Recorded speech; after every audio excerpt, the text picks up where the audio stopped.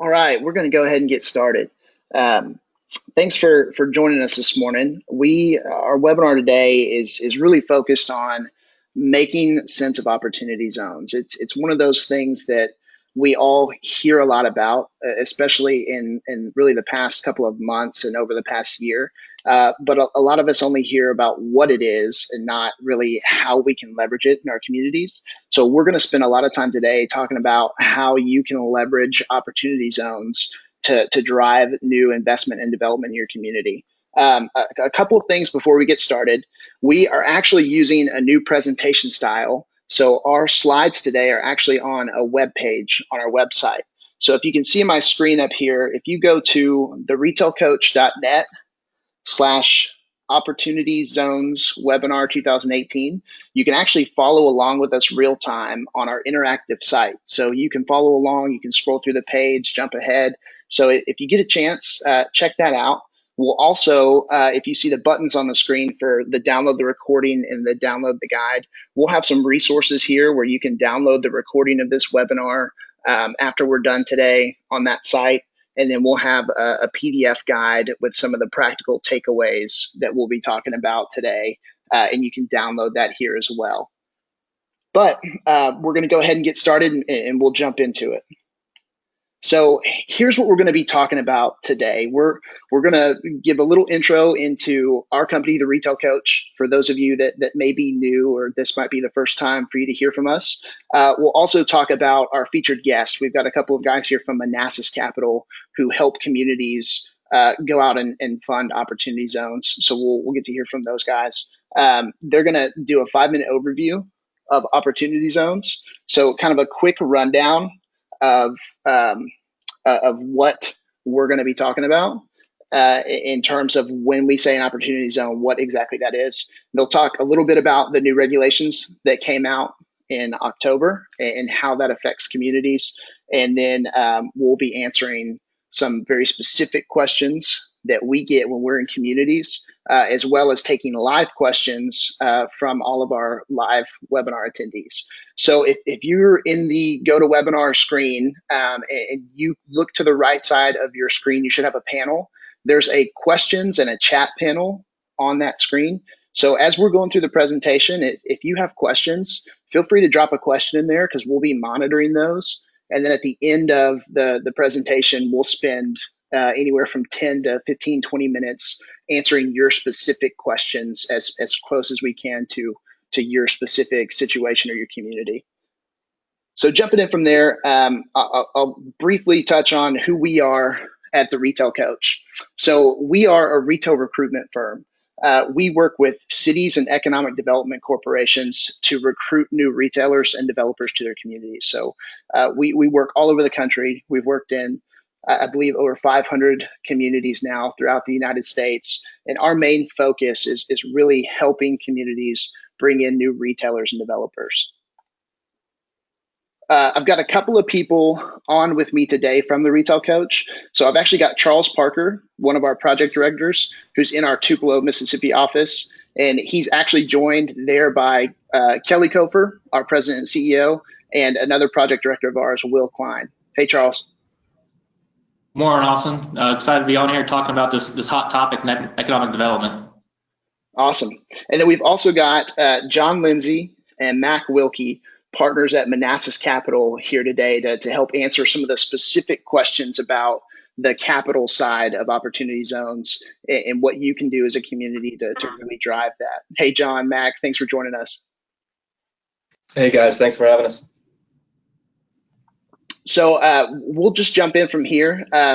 John and Matt, can you give us a quick rundown of what opportunity zones are, or kind of what specifically we're talking about when we say opportunity zones? Yeah, so we won't spend a lot of time here because I'm sure everyone on the line has, been to webinars and other, events where they spend a lot of time talking about the program without a lot of feedback on what to do next. So we'll try to run through this as quickly as possible, just in case, there are people on the call that aren't familiar. So the Opportunity Zone program came out of the Tax Cuts and Jobs Act of 2017. It was kind of slipped through in the middle of the night, and people really didn't hear about it until articles started being written and really escalated in the last, call it 3 to 4 months. So opportunity zones themselves, I would imagine most people on the call are in cities or areas where there are opportunity zones, but they are census tracts that were designated by each governor, mostly low-income census tracts, although some are kind of evolving. And those are the geographical areas that allow for opportunity fund investment. One question we get a lot of times is, can those opportunity zones be changed? Can they be amended? The answer is no. So the zones are the zones until 2028. We don't know exactly what the government will do at that time, whether they draw additional zones or recreate some of the zones, but the zones are the zones for now. What those zones are basically geographies that opportunity funds can invest in terms of property or businesses located in these zones. And obviously we'll get to the tax incentives on the next slide, but that's what the zones are.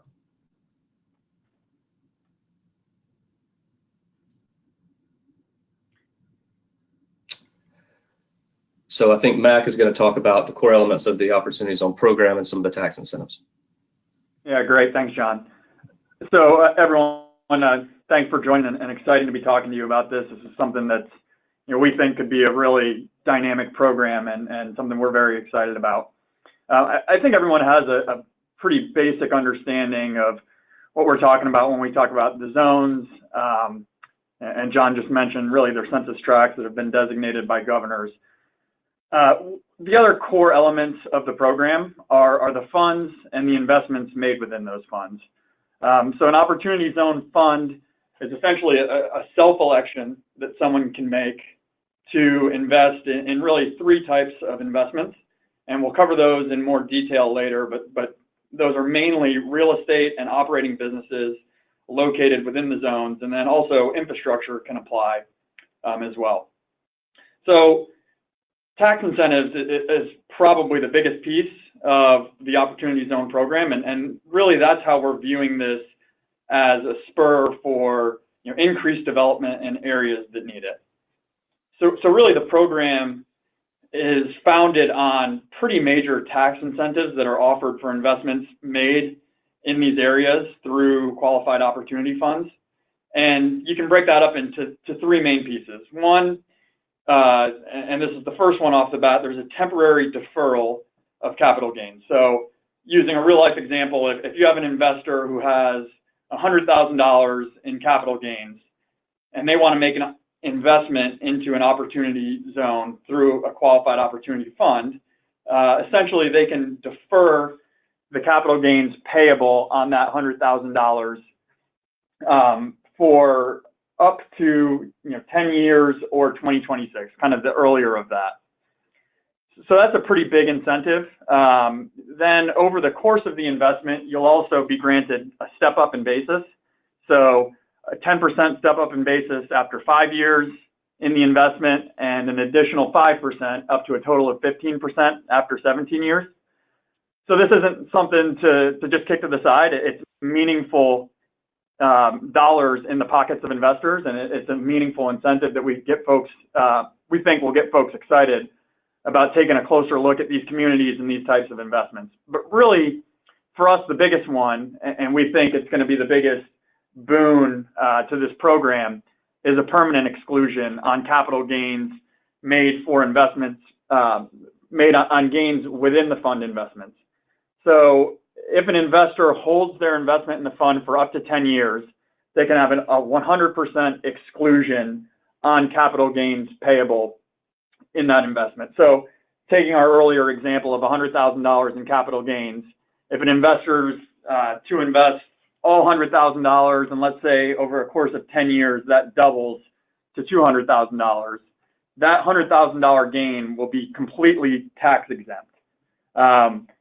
And the way that we're looking at the program, and we think that the way that investors will look at the program once they get better educated, is this is going to be a major juice to returns and investments. So running quick math, over a 10-year period at a 10% growth rate, that can almost double the returns on an after-tax basis.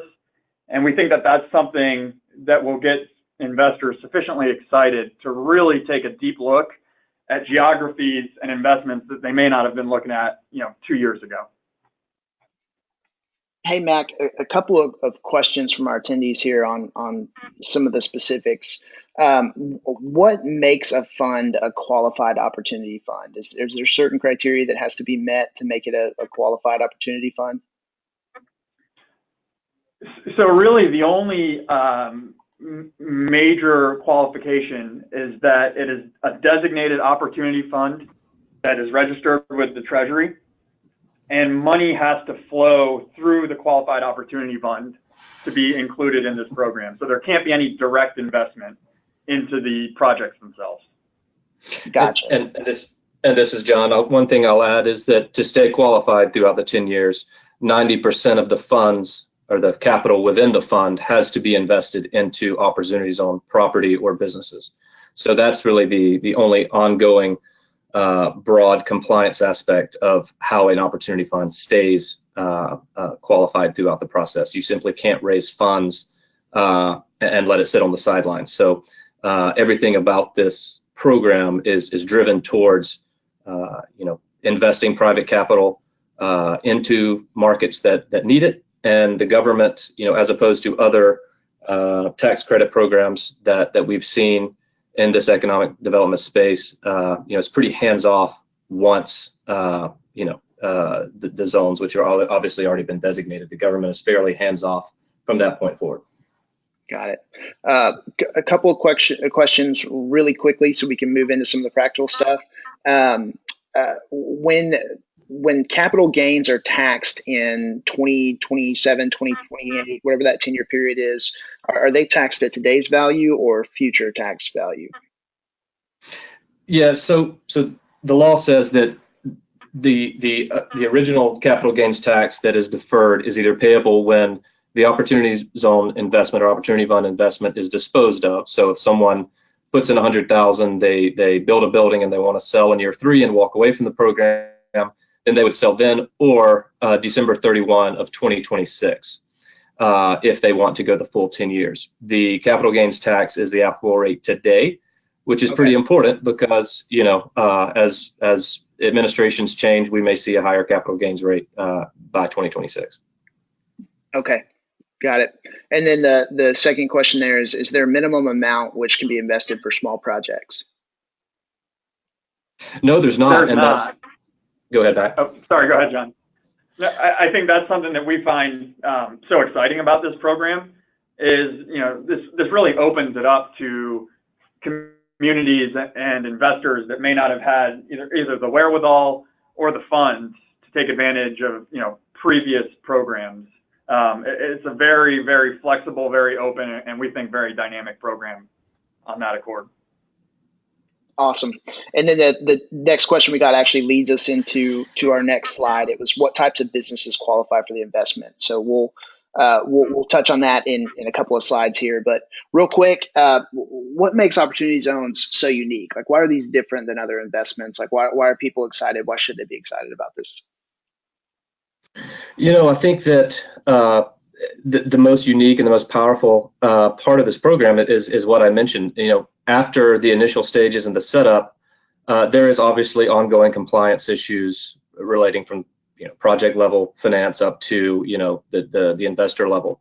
But as opposed to new markets credits or other government programs, there is no having to ask for funds of the government to release funds or waiting on the state governments to act. I mean, this is honestly a market-based tax program that is very hands-off. Now, it's received some critique from more academic level professionals that their criticism is that there's no way to track whether this program is doing much good in terms of accomplishing the goals that were stated in the legislation. But as it relates to cities and investors and local governments who want to see projects and businesses and jobs created, that's a good thing because there's very little red tape involved with actually getting projects done. Also, the 10-year hold period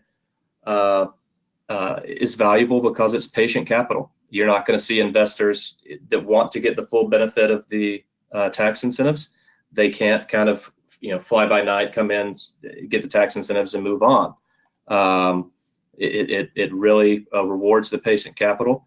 And most importantly, there's no limit to how much money can be invested in these zones. Estimates in terms of unrealized capital gains in this country, the numbers you see are going to be, between $6 and $6.5 trillion of capital gains that could be applied. So there's no limit. And then, if you look at the stock market right now, people are wary of the direction that's going and are exploring opportunities to kind of take those chips off the table and put them in a place that can, then get the incentives and grow outside of the public markets. Right. Yeah, and the only other thing that I would add, sorry, Austin, is I think the flexibility of this program is really unique as well. So there's no like-kind requirement. So practically, what does that mean? If you've got an investor that's made a fortune in real estate and wants to diversify and get out of that real estate, they can use this program and apply investment funds to something in the lines of an operating business. And that's something that we haven't seen before in a tax subsidy program. And to us, that's really exciting because, operating businesses on main streets across this country create jobs. And you're not having, this isn't a program where you're having an investor just roll over from one type of real estate to another to try to defer capital gains. Really, we view this, because of that flexibility, as a real engine for actual growth. Gotcha. Hey, we're getting a lot of great questions about some of the tax specifics. I think that we're going to answer them over the next couple of slides. So I just want to make one point of clarification. Someone asked if December 26, 2026 is the end date, investors wouldn't be able to hit the 10-year minimum qualification, right? Can you help us understand that a little bit?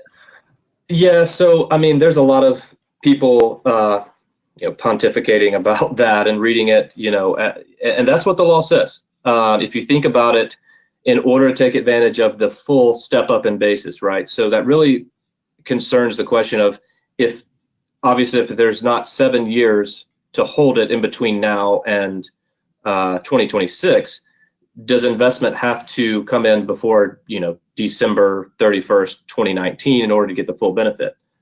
As it stands right now, I think the answer is yes. Do I have full faith that upon reflection and then the new regulations that will come out sometime in February, December, will they allow for that? Absolutely. I simply think there's too much buzz going on. There's too much interest in the program to kind of limit it in that way. But a real reading of the law would say that in order to get the 7-year step up, then the money would have to be in by December 31st. That has nothing to do with the 10-year hold. That's just an extra 5% step up in basis, which is great, but we don't think that's prohibitive, even if it doesn't change, that it will really change the way investors are looking at it. That is a very small 5% step up in basis that they wouldn't get. And I think the 10-year hold period, which would be not affected by that whatsoever, would be so powerful to overcome that. Okay, good. And like I said, we're getting a ton of questions. I'll probably pepper y'all throughout the next couple of slides, but I think we might answer some of them. I want to move on to the next slide so we can get to some of that practical takeaway. From your perspective, what makes opportunity zones so promising? Why should people be excited about it? Where's the opportunity outside of kind of what you just mentioned? I think we discussed that in the previous slide. I think the scalability, all three of those, make a combined program that is the reason why people are so interested in it. The scalability, making it go through a fund, the idea of pooling assets to go to some of these, opportunity zones is a little different for some people who are wanting to just, invest directly into a building or a business, but it really allows for by necessity, people getting together, whether it's, from a national level, family offices, private equity, the folks we deal with on a day-to-day, or, the high net worth individuals or families within, a locale that have an affinity towards that area, it really makes sense with compounded returns to pool that money together and share resources, which is, to me, exciting, even though it is another step of compliance and structuring that you have to go through.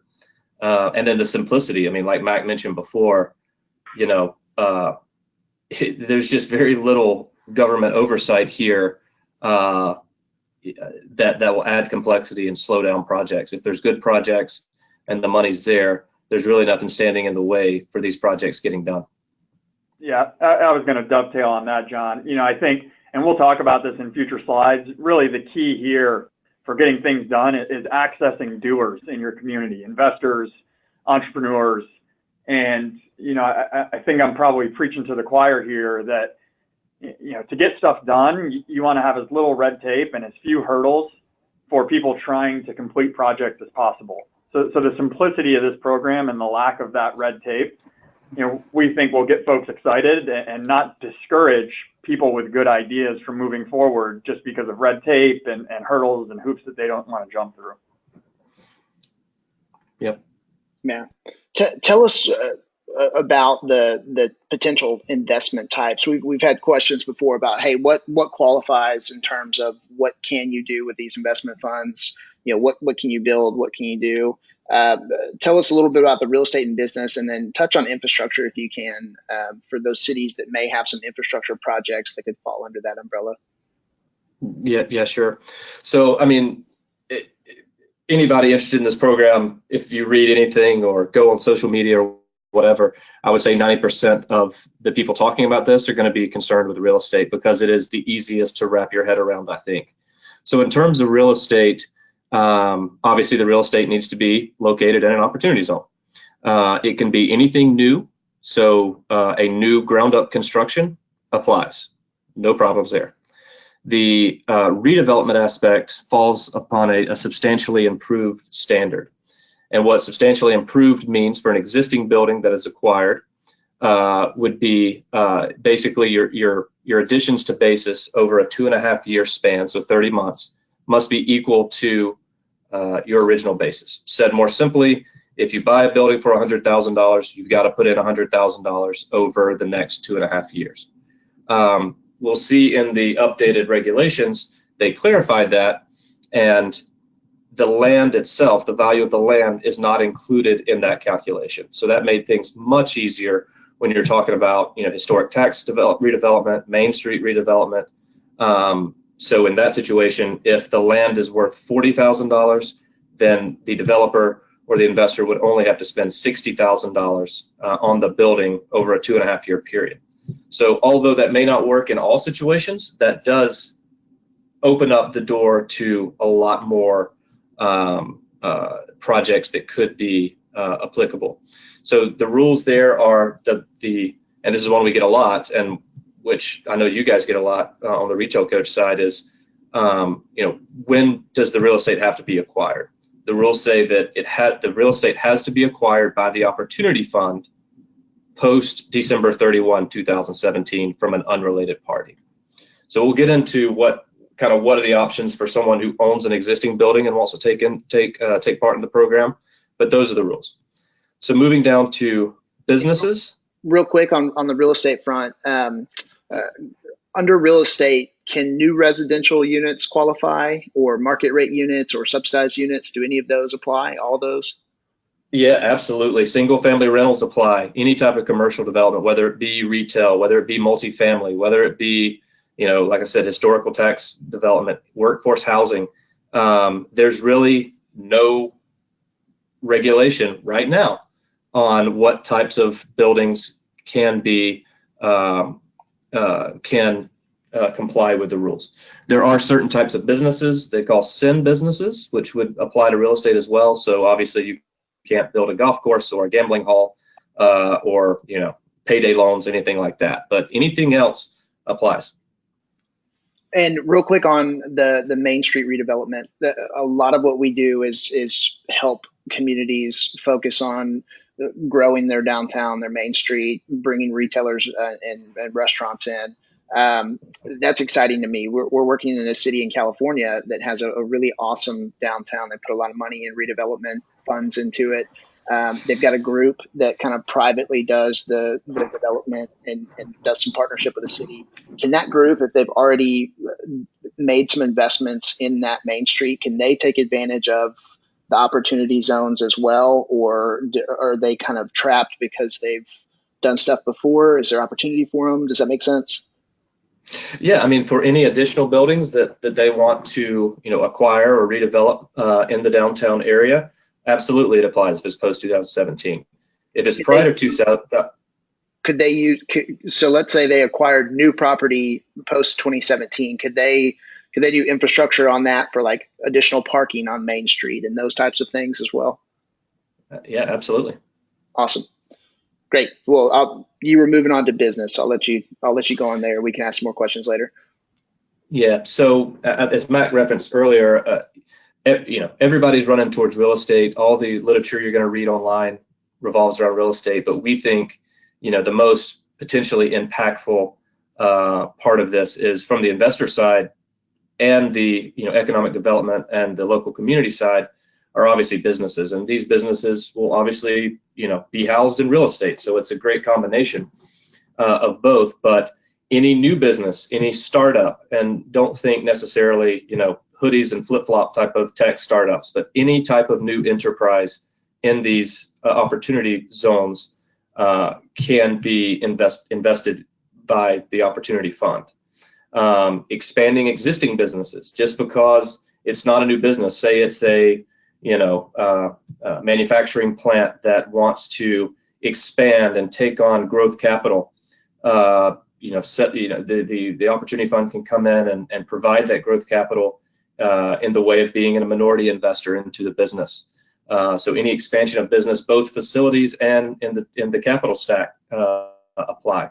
The qualifications or the rules related to businesses is that the tangible property, the slide says all of the tangible property is located in the zone, but that's a oversight. The rule says that the majority of the tangible property has to be located in the zone. And that has been clarified in the new regulations to mean 70% of the tangible property is located in the zone. The other main factor is that at least 50% of the income is derived from active conduct in the zone. That doesn't mean that 50% of the customers, if you're making shoes, that doesn't mean that 50% of all sales of shoes have to be from customers in opportunity zones. That means that 50% of the manufacturing of shoes must be located in opportunity zone, because if you remember, the whole purpose of this is to stimulate growth, jobs, economic activity within these zones. So think about everything, how it's produced, the jobs that are there. And then in terms of the tangible property qualification, just because a business has sales offices in places that aren't in opportunity zones, that's fine, as long as 70% of the tangible property, the real estate, the equipment is located in a zone, not necessarily the zone. So you can match up, if you have a business in your community that has 2 plants, both of which are in opportunity zones, just in different locations, that still applies. And then in terms of infrastructure, one thing that we're working with a few clients on right now, and this may not apply to all on the phone, but if you do have any large infrastructure income producing projects, we think public-private partnerships are, perfect for this program, where you have a toll road or some type of utility plant that is located in a zone. Working with those developers who are going to put in 20% of private capital, or go out and raise 20% of private capital, and the state or local government's going to fund the other 80% with bonds or whatever public finance tool. This is an amazing way to get projects that may be a little under the radar, or maybe having a difficulty raising funds to get those projects done. Great. I just want to thank everybody. We're getting a lot of questions, and I think we'll answer some of them throughout, and then we'll have some time at the end where we're answering your questions directly. So keep sending those in, and I'll be sure to grab as many of those as I can at the end once we get through some of these slides. So John and Mac, let's talk about the new Opportunity Zone regulations. Leading up to the last couple of months, there was a lot of ambiguity around, hey, the regulations haven't been released yet. And there was a lot of concern about it. They released them in October, and it kind of feels like it was anticlimactic. John, I know we were talking about this a little bit earlier. It doesn't seem like they really changed anything, but can you kind of tell us what we need to know about the regulations and how that applies to cities and economic development corporations? Yeah, sure. So there obviously were some regulations that were released, and people got very excited. I think a lot of the stuff you read that says these regulations changed everything were probably written by people who didn't read the original regulations or the law. Some things to highlight as it relates to our attendees. And I mentioned this before, the opportunity zones, the designations are going to expire at the end of 2028. They clarified that and said that's not the end of the program. We're just going to take a look at the zones at the end of 2028. There may be some changing of the zones, but we're not going to punish any investors or participants in the program just because that 2028 time period is up. You can hold these investments for 20, 30, 40 years if need be. As it relates to the Opportunity Zone businesses, we've already mentioned this. They clarified that the active conduct and the tangible property in the zone means 70%. So that was a point of contention. We really didn't know how stringent that was going to be in terms of how strict they were going to be on that terminology, but that was a good result in terms of 70%. Most importantly, I think, was this working capital clarification. And there was a lot of concern as to how do you redevelop a building with the 90% rule being that 90% of all the funds of an opportunity fund had to be invested in property. How does that work? How do you do that on a redevelopment timeline and stay compliant? So they said that the Treasury said that you can keep money in the fund designated as working capital without penalty for up to 31 months, as long as there's a written plan on how that working capital will be used to invest in an opportunity zone property or business. So that's very important. So using a real world example, if an opportunity fund invests in our Main Street redevelopment project, the money comes in, the process of redevelopment begins. They're not going to make all of the $10 million that was raised to redevelop this property be invested day one and held in the developer's bank account. It can stay in the fund. It can stay in an account managed by the fund, and those funds can be distributed on a normal schedule up to 31 months. And if the government comes in and audits, as long as there's a written plan, doesn't have to be super detailed, just has to be, this is what we invested in, this is the schedule. They're not going to penalize the fund for that. Again, one of the other clarifications was what I mentioned earlier about substantial improvement of an additional building. They clarified that it's the building only that has to be substantially improved and not the land. I think the other two remaining issues are, there's some terminology, and a lot of people I think are going overboard in trying to analyze this term, but it says in terms of new development, it says the terminology they used was the original use of the property commences with the opportunity zone, which is a fancy way of saying, it's a new building. Some people are arguing, what does original use mean, considering that land, has had many different uses over the course of time, and it could be, an old mall that was scraped. Was the mall the original use, or now that it's scraped, does the new business have an original use? I think that's semantics, and I think that's certainly that the government's not going to hold us up on that, but that's at least one question. The most important question that has not been clarified at this point is, how do we treat interim gains as it relates to the Opportunity Fund? So, for example, Opportunity Fund A invests in a building in Dallas. The time is right to sell that building, and the fund makes $1 million. They put in 4. What do we do with that $1 million gain? Can we reinvest into other property? Do we have to pay taxes on that $1 million? Can we only use the $4 million? I think that will certainly be clarified in a common sense way based on everything that's been done on this program. I would argue has been done in a common sense way, understanding the spirit of the rule. I think that interim gains will be allowed to stay within the fund and reinvest. So whether they give 180 days or a year, I think a year is probably more likely. If I were to bet, I would say that in that situation, once the property is sold, the Opportunity Fund has a year to take the $5 million, reinvest that $5 million or 90% of that $5 million into Opportunity Zone property and new property to get them to the 10-year period. Interestingly, one last point on this is, I don't know if people have seen this today, but President Trump released the intention to sign an executive order today, and it was very broad, and I haven't seen it obviously, but the press release indicated that he's committing the kind of the full force of the federal government in terms of SBA loans, other federal programs to support the Opportunity Zone program. So that's very important, especially thinking about businesses and how you fill the rest of the capital stack. We understand that private capital is going to be driving the equity piece, but in some situations, banks may not be super comfortable in investing some of these in projects and properties. So that is very promising, and again, another commitment from the government, both the legislator and now the executive branch, that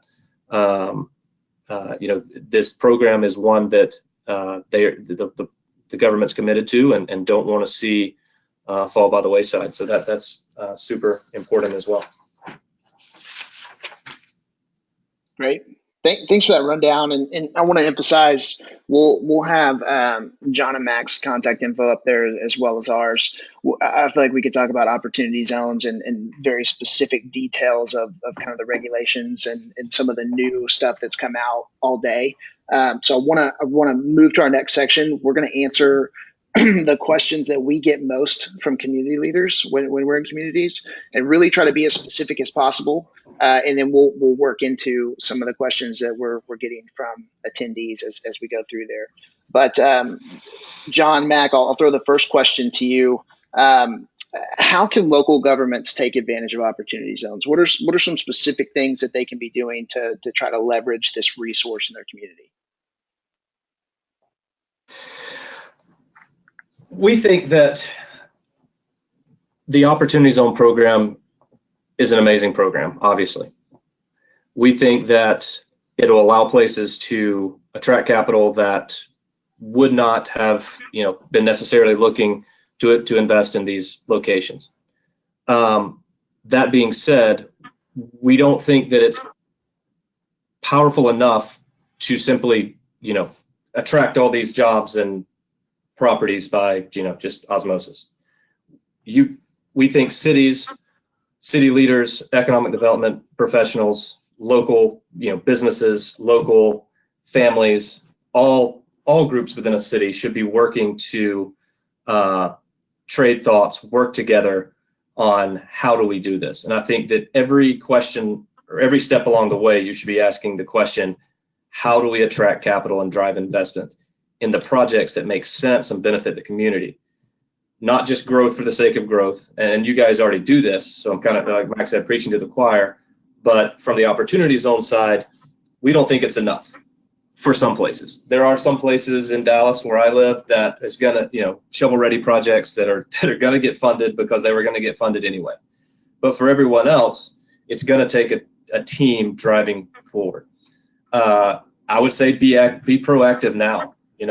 Even though there are some questions, that we mentioned earlier about the plan, I think everybody should be, thinking about taking steps to put the city in the best position to attract investment, because there's 8,800 zones. There are a lot of people interested with a lot of dollars. If you have a plan that falls within your long-term plan, I think that the Opportunity Zone program is not a plan in and of itself. I think that the Opportunity Zone is a tool, a powerful tool that should fall within your long-term plan. to get things done, whether that is attract jobs, attract more businesses, redevelop that downtown Main Street. It should be a part of that plan and a very valuable tool, maybe the most valuable tool in getting those jobs done or those projects done. But it should fall into your long-term plan of what you are as a city, a county, an area, and where you want to go. Great. Charles and Will, I know you hear this question a lot in the communities that you work in as well. Anything in terms of steps that you think people can take that can help them get ahead of opportunity zones or leverage opportunity zones better?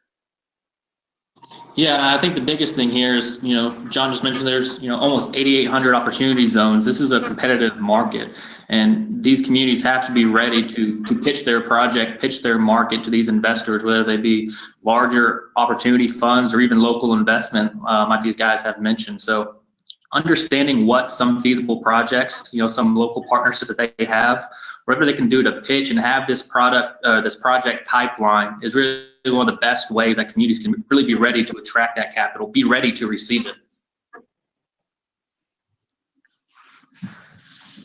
Yeah, and I think another component to this is, let's say you're a community that's not necessarily in an opportunity zone.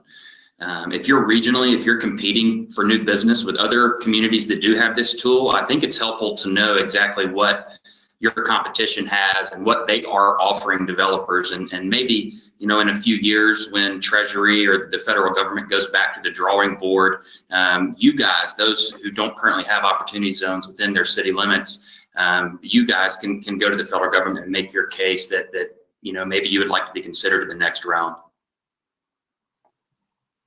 Yeah, we hear the flip side of, people that have opportunity zones are excited about driving the investment, but if you don't have an opportunity zone, how to be competitive and stay competitive fighting against that new tool. Hey, Austin, this is Kelly. I've just got a couple of comments. As you mentioned, the retail coach works in a lot of urban downtown areas, and one of the things that we've been working on, and I've had conversations with John and Mac on, is redevelopment and new development in downtown areas, how we can maybe transport development types that's occurring in major markets into middle markets. And we've got a few models that we're working on right now, and I think the opportunity zones really offer a lot of flexibility. And John and I had this conversation about how these investment dollars can come from within the community or come from within the area. So they're basically investing in their own community. They're building their own. They're creating their own market. And secondly, one of the things that I've been working on as well is the redevelopment of aging malls across the country. What do we do with them? With the shrinking number of anchor tenants that we have, in the marketplace. We've got Sears closing stores. We've got JCPenney, Macy's. If you've got a mall that's got 3, vacant anchors, 1 or 2 vacant anchors, what's the use of that mall in 2019, 2020, or 2025? So, how that falls within hopefully some opportunity zones is really going to give a community some flexibility about redevelopment, as well as just changing the total landscape of what type of asset will go on the property. And I think that's a great point, Kelly, because that's, for us, and certainly speak to this because you have more experience than any of us, but I see opportunity zones as a way, kind of as a catalyst to drive retail opportunity. We work in communities so many times where there's limited opportunity, or a retailer comes back to us and says, hey, I would come to that community, but I need X, Y, and Z, right? I need freeway visibility. I need a better infrastructure. What are your thoughts on communities using that as a catalyst for retail specifically? Well, absolutely. Everything revolves around the money, the pools of money that's available. and a lot of communities, and one I'm thinking of right now that I'm speaking to in Michigan, they're very limited. They've got a undercapitalized developer who owns this mall that has 3 vacant anchors, so they're very handcuffed, or they're very limited in what they can do with it. And fortunately, this falls within an opportunity zone that will allow them great flexibility going forward with what type of development or redevelopment that will actually end up on the property. Great. I'm gonna feed us through to the next question that we get. Charles, Will, Kelly, John, Mac, whoever wants to jump in first, go ahead and jump in. I'm sure we'll hear from everybody at some point. But second question that we get the most is, well, what are practical things that we can be doing now to facilitate investment, right? I mean, people are so hungry for, like, give us some actionable things that we can do to drive this. And so John, Mac, maybe if you want to introduce these 4 actionable steps, and then if anybody else wants to jump in, we can start kind of breaking it down a little bit. Mac, you want to take this one? Yeah, it's great. I think for us, we think that, and John mentioned, you have to have a plan as to where you're going with the community as a community. But specific to this program, what can we do today to drive activity within it? I think one is determine, who we are as a community, where we want to go, and how opportunity zones fit that vision. 2, and we think this is a really important kind of initial step, is identify projects or initiatives that are already going on. As John mentioned, this isn't an engine for growth in and of itself. It's a tool to make things that are actionable more attractive. So as a city, be proactive. As a leader in your community, be proactive about identifying, what those projects are, how we can support them, and how we can use the Opportunity Zone program to make them even more actionable and more attractive. 3, and we've talked about this earlier, get the attention of doers. And what do we mean by doers? These are the people that are in your community driving growth already. So whether that's developers, Austin, I think you mentioned working with a city in California that has a great development partner that's helping with their downtown. Get on the schedule with those people, educate them on the program, and make sure that they understand the power of a tool that they have at their behest.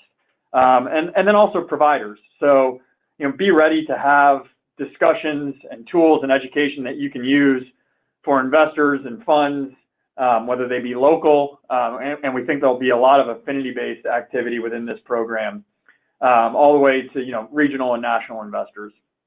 And then lastly, establish incentives to remove even more hurdles that are standing in the way of development. So whether that's, giving favorable zoning, whether that's, putting in other incentives and other tax programs in place, have a plan as to how you can use those additional tools to support this program, because it's unique in that, there's nothing precluding an opportunity zone, an opportunity fund project from using other incentives that are put in place. So speaking specifically about, go ahead. I think it's interesting you bring up that doesn't have to be these new businesses or new programs or things like that. I know we've talked a little bit in our conversation for this is about incubators. A lot of these communities that we work with, or EDAs and that likes, have these incubator type programs already in place. Is there any type of benefit or thought to maybe moving some of these incubator systems to these opportunity zones? Does that create an additional layer of incentive for some of these businesses that the local community is already trying to help get off the ground? Is that something that may be worth thinking about? Yeah, absolutely. This is John. And that, is one of the first things that really got us excited about this program is, having areas of town, whether it be on Main Street or an area that needs to be redeveloped, to be re-energized.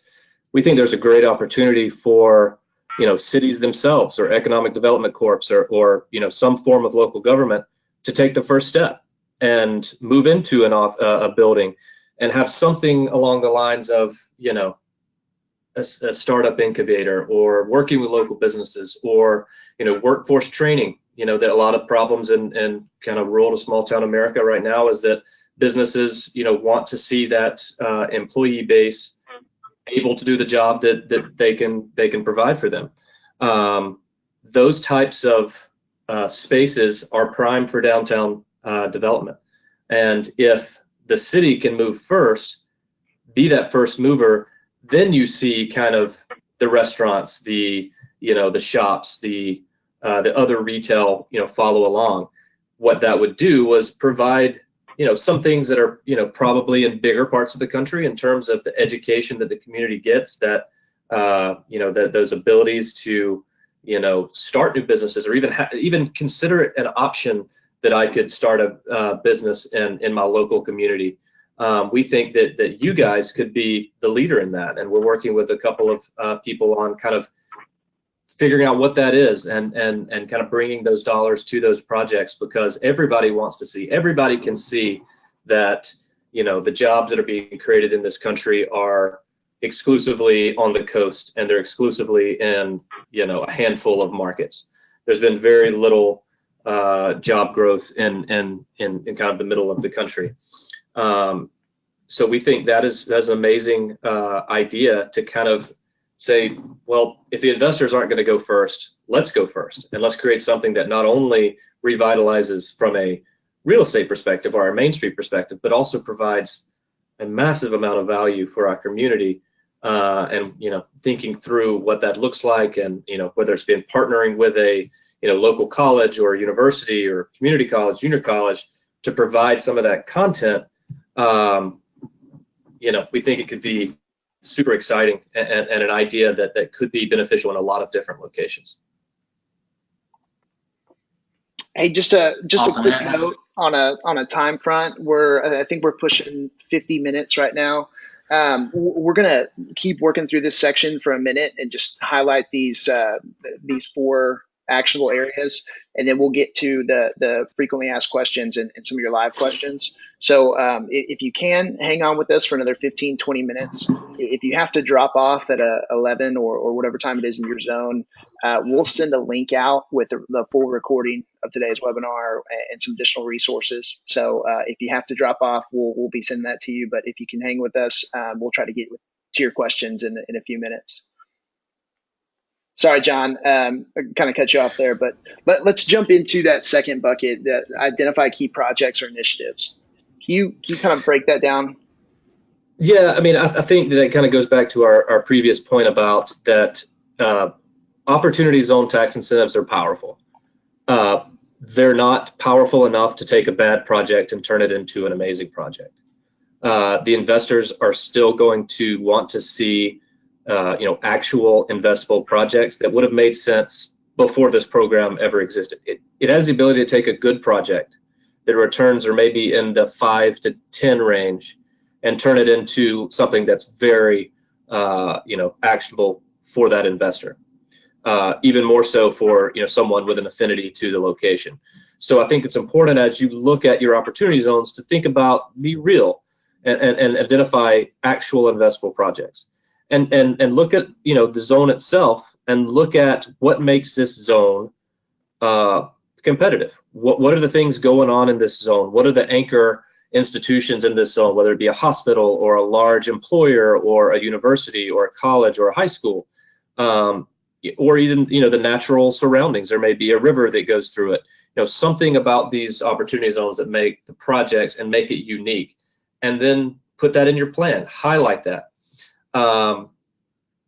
You know, I think that what we skipped over the last slide, but I would go back again, whether it's creating a task force, a local task force, or, you know, creating a prospectus that some of the larger cities are doing. I think that's valuable. These investors, you know, whether it be local or national, are going to want to see that this is well thought out, and that you have a community that is invested from a lot of different angles, whether it's public, private, civic, whatever, you know, religious communities, you know, whatever you have in your area, everybody coming together and saying, this is our plan moving forward. And you guys probably already have that from a broad perspective, but then taking that and saying, okay, here's the opportunity fund, here's the opportunity zone. This is, another added tool, and let's see what is possible in this zone to accomplish our goals. Yeah, and John, if I can chime in just on, the identification point, one thing that we're hearing being in the market and in this space, especially from the investor side, is they're clamoring for opportunities into which they can invest. And, a lot of these folks, like John said, might be clustered on the coast or in major population centers, but there are also lots of investors that have, wealthy families that have an affinity to an area or what have you, that want to identify these projects. And we're hearing it on a daily basis, folks saying, help us find projects. And I think that the attendees on this call are at a very, advantageous nexus to be kind of that source of actionable ideas, projects, amalgamating those things and giving investors that want to take part in this program, the tools and really the sight line into things that can be interesting. Yeah, and I think that's a great point. Is there anything else on number 2 that y'all want to maybe talk about or add some color to? Because I want to jump to this third point, get the attention of doers and providers, because we're getting a lot of questions about, hey, where do we find these people? Where do we find that money? But I want to give y'all a chance to kind of finish this out before we jump on. The only thing I would add is the last point. Take a hard look at the publicly owned assets, or your local bank-owned assets that desolate buildings, old warehouses. Those are layups. Those should be a part of your plan. Identify those, have them, know where they are, know where their advantages are when you start having the conversations with investors or groups that are trying to get you in front of investors. Great. So let's jump into that third one. Question we get all the time, and that I'm seeing nonstop over in the questions box is, is there a list of people out there that are operating these funds? Like, where do we go to find these people or find this money? Like, how can we get in front of those investors? Yeah, I think once you go through the first 2 bullet points, the profile, prospectus, identifying needs, then if you can create the best profile and prospectus in the world, but if nobody's seeing it, what good does it do, right? One thing that we're talking to cities about is helping in their local community, educate the local people, your affinity-based market. And that's important, as we've mentioned several times. As it relates to, your family offices, your national, funds, those are a little bit harder, to be honest, if you're a smaller city. If you're a big city, then it's easier, obviously. Every city is going to be unique. And what we hope to do is help people think about, the groups that we know that are willing to invest and get in front of them and highlight these projects. Your question, there are lists out there of opportunity funds. I would caution everybody on this call to consider that there's a lot of funds out there that are new, and it's kind of the Wild West out there. Not to say that that they would not invest in your city and come with substantial amounts of capital, but it is kind of very difficult out there to determine who's doing what. And I would also add that 90% of the funds that are established right now are focused on very large metropolitan areas. For example, you've seen a lot of articles about the Amazon HQ2 in Long Island. Those are the vast majority of the focus of the current opportunity funds. And there's a lot of people out there who are trying to make a quick buck in this program. So just be very discerning in looking through the current list. I fully expect, and based on the people we talk to from a more experience level of real estate and business investors, that will change. You will start seeing in the first quarter of 2019 a lot of more sophisticated, more experienced investors coming to the table. But yeah, those are out there. I think just like having a plan for organizing the opportunity zone, the projects, you need to have a plan moving forward of how we're going to get the attention of local, regional, and national potential capital sources. Hey, and the only other thing sorry, go ahead, Mac. Yeah, thanks, Charles. The only other thing I was going to add, and this is again something that I think city and civic leaders sit at the nexus of, is you also need to identify who your local action makers are, whether it be developers already working, using the example of redeveloping a downtown Main Street, or investors or entrepreneurs in the community. Those are folks that are going to need to champion these projects, because you're not just going to go to an investment source and say, hey, we're this great city, this is what we've got going on, and these are the zones we have. I think at that point an investor is going to say, that's great, that seems very attractive, but who are the folks that are going to help us get this done? Who are going to be the builders? Who are going to be the developers? Who are going to be the entrepreneurs running these businesses? And that's something that I think cities now and local governments and civic leaders can take the lead on, sort of organizing and mobilizing and educating those folks that are already investing in your communities. Exactly. I know you talked about building that prospectus and explaining what these projects look like. You guys are in the business of evaluating these zones and these projects and where funding could go. Could y'all provide a little bit of insight of what should go into these prospectus? Is this something that looks at employment rates or some type of market analysis to really make sure that the local leaders, the property owners in these opportunity zones are selling the right things? Are there any key notes that need to be included in kind of those pitches for projects? What are things that y'all look at in terms of other local businesses, how successful they're being, the market as a whole? Just, are there some key things that community leaders need to include in their pitches, for lack of a better word, when trying to gather and receive this investment money?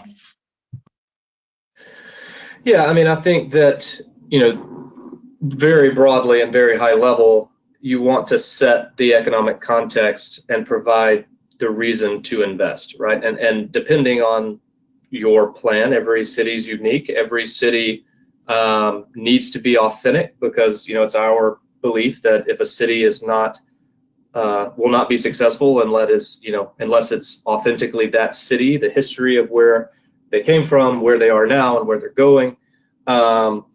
But also highlight, like I said, anchor institutions. What are the strongest economic opportunities given the general trends in the community, the dynamics? What is here now that we can build on, and highlight those. And I don't know what that looks like in each city of the people on the call, but we have some format that we think is a good way to do it. But I think it's keep in mind that some of these people that are going to see this prospectus know the local community, some aren't. So tell them about the local community. Show the areas that used to be great that have fallen, on hard times, or a lot of the things we've mentioned on this call are all opportunities, whether it be the potential for the co-working space and local businesses that may support that in terms of workforce development or workforce training. All the things we've mentioned need to be highlighted in this prospectus. But there's no formula, I think, no matter what people that are going to try to sell you those formulas tell you, that makes these prospectuses attractive to potential investors. But the one thing you need to remember is that regardless of the perspective, it's going to come down to the projects themselves. So that goes back to identifying actionable projects. I don't think that you'll see a city just be, engulfed with investment, and the whole city will rise at the same time through opportunity fund investing. It's going to be, project by project, carrying a theme along the way of this is where we are and this is where we want to go, and these are the reasons why, and the resources we have already in place to get us there.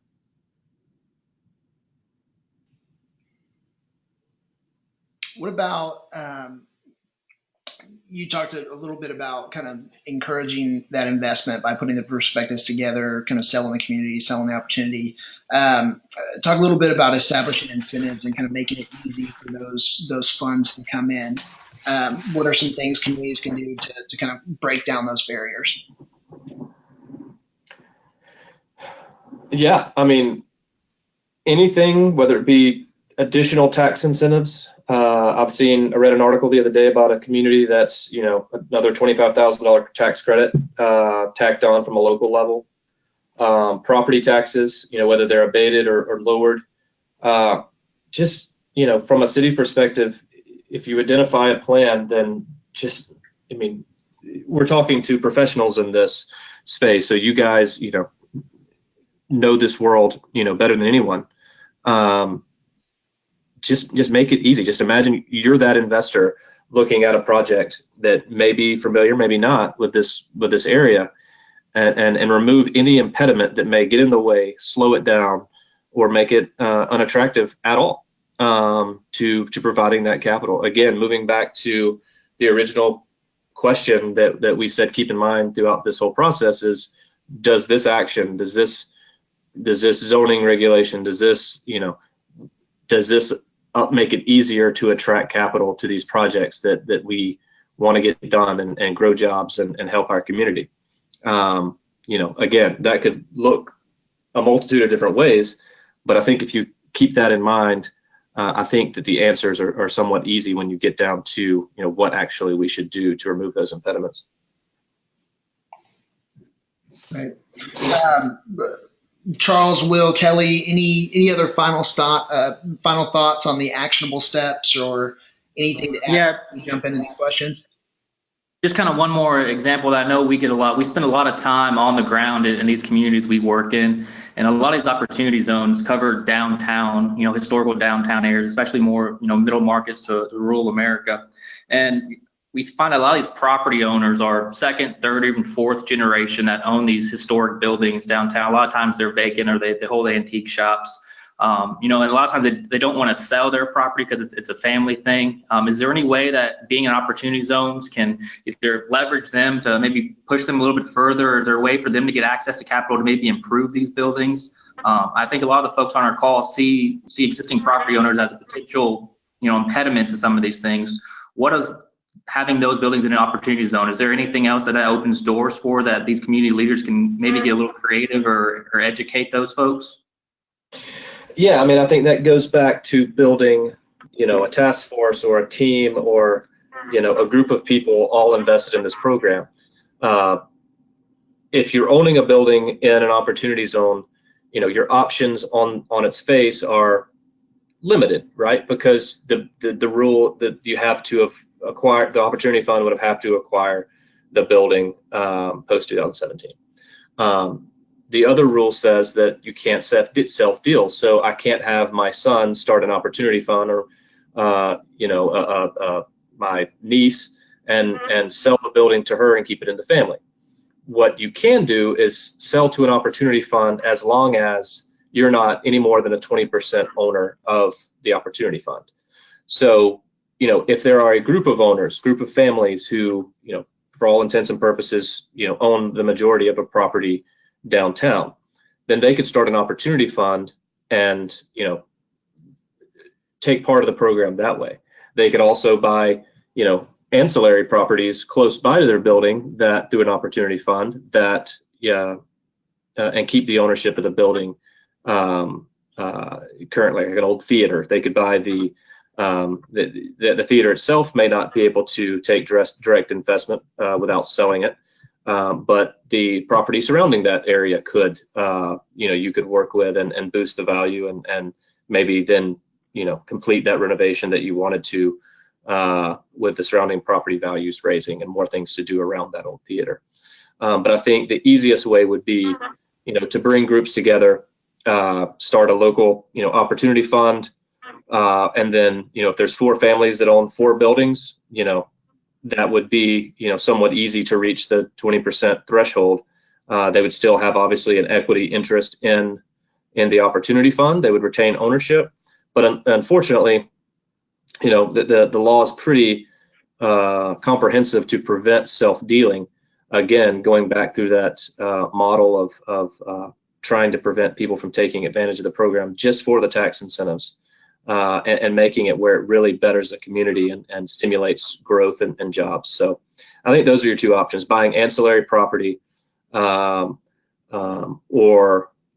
selling the opportunity fund to one that the family or the individual owns 20% or less of the fund. Yeah, I think those are really interesting thoughts. The intent of the law is to get investment dollars in these areas, and sometimes it takes just a little bit of creativity, like you mentioned those examples, to get where we want to go. Absolutely, yeah. Yeah, and in that vein, the only other thing, this is Mac, that I would add is, think creatively about what, the efficacy of that asset is in the use. So, is there a business that can be started in that real estate that can use the program? Is there an operating business already in there that might be able to grow and take on a minority investment from an opportunity fund? So there certainly are ways to take advantage of the program. You just have to be a little bit more creative. Hey guys, I want to jump into our live Q&A while we still got people on, and just before we run out of time, we can circle back to some of those other frequently asked questions we get. But I'm just gonna start peppering y'all with some questions. John, Mac, Charles, Kelly, Will, jump in. Whoever wants to take these, I'll just kind of start throwing some out there and see how many we can get through in the next 10 or 15 minutes. Can an opportunity zone fund be project specific? For example, can a fund be created for a project by the developer and investors of that specific project? So like a $5 million brewery or restaurant. Yeah, absolutely. And we think that's probably going to be, at least in the short term, the vast majority of opportunity funds. There's no limit on the amount of opportunity funds that a person or a partnership or a corporation can start. So, or sponsor. So absolutely a single asset vehicle. Whether that be a textile plant, that's going to be shovel ready already, and they just want to, use the opportunity fund structure to, raise equity for that, or a brewery, like you said, absolutely, that's okay. The only caveat there would be for development that doesn't have a long-term horizon. So a developer that wants to build a multifamily complex and be out of it in 3 years or so.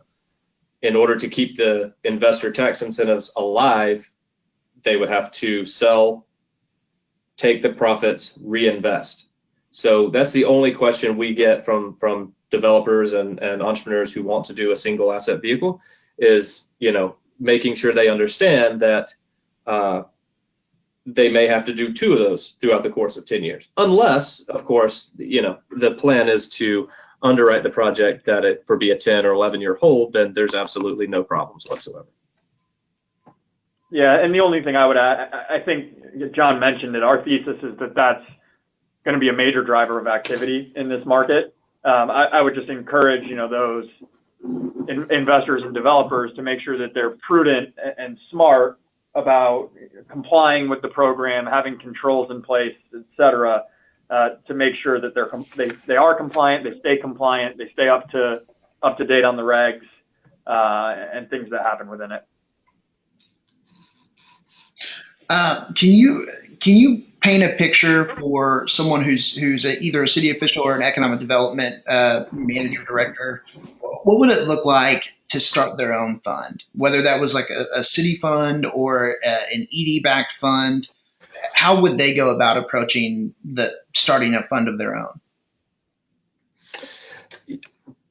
Yeah, I mean, we've seen that with a few EDCs around the country. So, one way of which we've seen is to start a subsidiary that would be an LLC to manage the fund.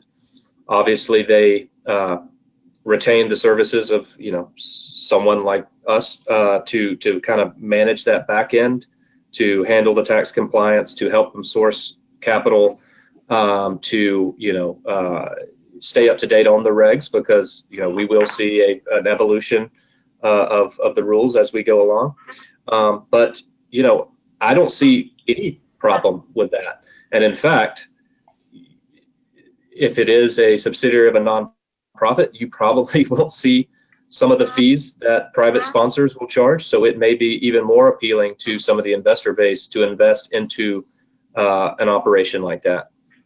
We see that is a logical and very powerful step in this process. Whether it be the, it could be a regional, it could be, the North Texas, regional opportunity fund, or it could be, a city specific or a county specific. And I think that would, if you have the right partners in place to help, kind of think through it and help manage it, I think that's a great way to kind of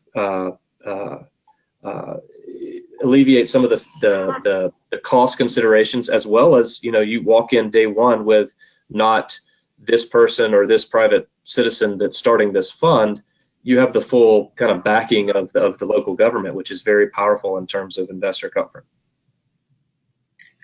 Got it. And you mentioned nonprofits. We had another question about, can nonprofits use opportunity zones for things like colleges or universities? Yeah, I mean, you'd have to be more specific, but absolutely. I mean, anything where there's an equity investment,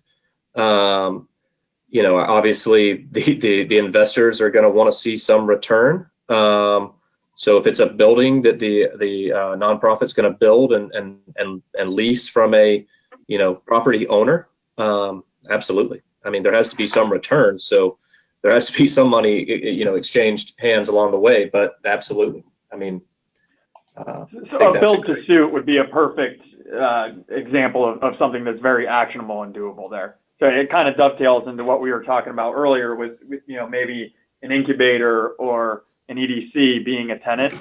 I think if you do a build to suit and you have an opportunity fund take on the equity investment to get that project done and then sign up for a lease, that's a great way to use the program and still take advantage of the incentives.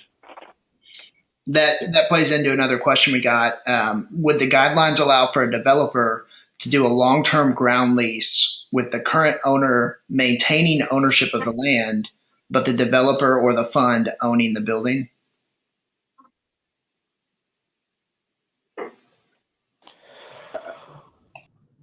I think the answer to that is absolutely on the developer side. They could use the funds that get invested into that could flow through an opportunity fund and take advantage of the program. From the landowner side, I think that would be a little trickier given the previous existing ownership and the lack of self-dealing capabilities, but there might be something creative around that. Okay, but it's not immediately outside the realm of possibility for the opportunity zone legislation.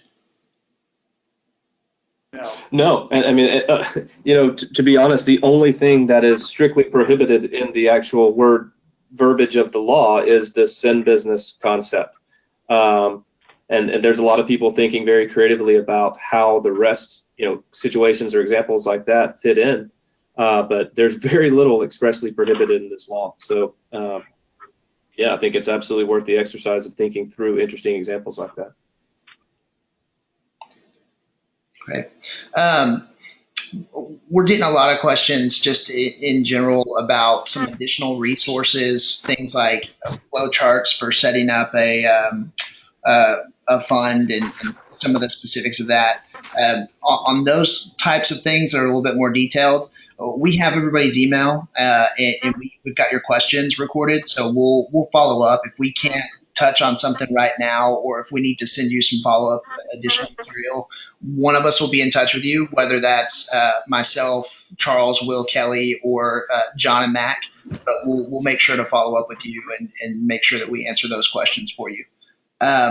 Charles, I know you've been around a lot of opportunity zones and worked in a lot of communities that are, this is on the forefront of their mind. What kind of questions are you seeing, or is there anything we haven't really talked about yet that your communities are interested in, or that would be helpful for someone who's really trying to tackle opportunity zones? Yeah, and I think it mostly revolves around just day one, step one. What's the first thing we do? And I think we've talked a lot about it today. It's identify those projects that, are feasible in our opportunity zone, whether it be downtown or any other property in town. Identify who potential partners may be, whether that be a local developer or a local investor who has some capital, so that when maybe that larger opportunity fund comes around or you're pitching these projects, you have 3 or 4 options. Maybe it's a retail option in your downtown. Maybe it's a high density commercial, you want some more apartments in the adjacent area. What are some of the goals of that community? And, kind of parse that out and have that written objectives you want to accomplish. So when you're going through and looking for this capital, you're having these conversations, you have that written plan. Those are things you can start doing today. And I think that's where most folks are looking to try to start. And I think that's where we can be helpful. Great. Hey, looking at the time, we're pushing over an hour and 20 minutes. So I think we're going to wrap it up from this end.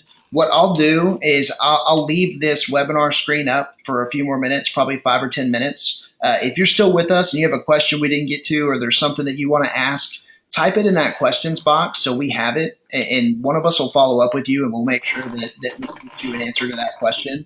But just a couple of final thoughts from our end. We know there's a lot of big hurdles to overcome when it comes to opportunity zones.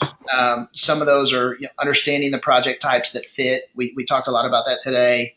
Creating that plan of action, identifying those key projects, and then really attracting the capital. Like a lot of you asked, hey, where do we get that?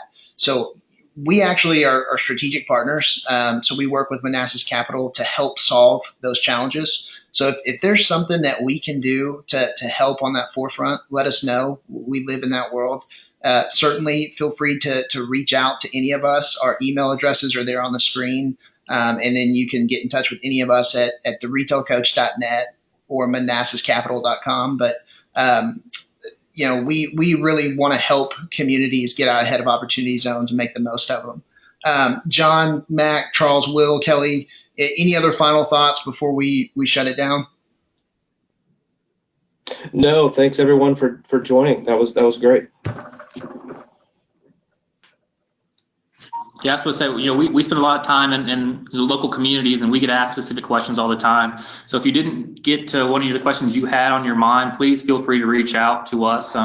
We work with Manassas Capital. We've got some other resources that we can help get you in contact with the right folks if we can answer it ourselves. So don't hesitate to reach out and ask any questions following up about anything you may have about opportunity zones or anything else economic development wise.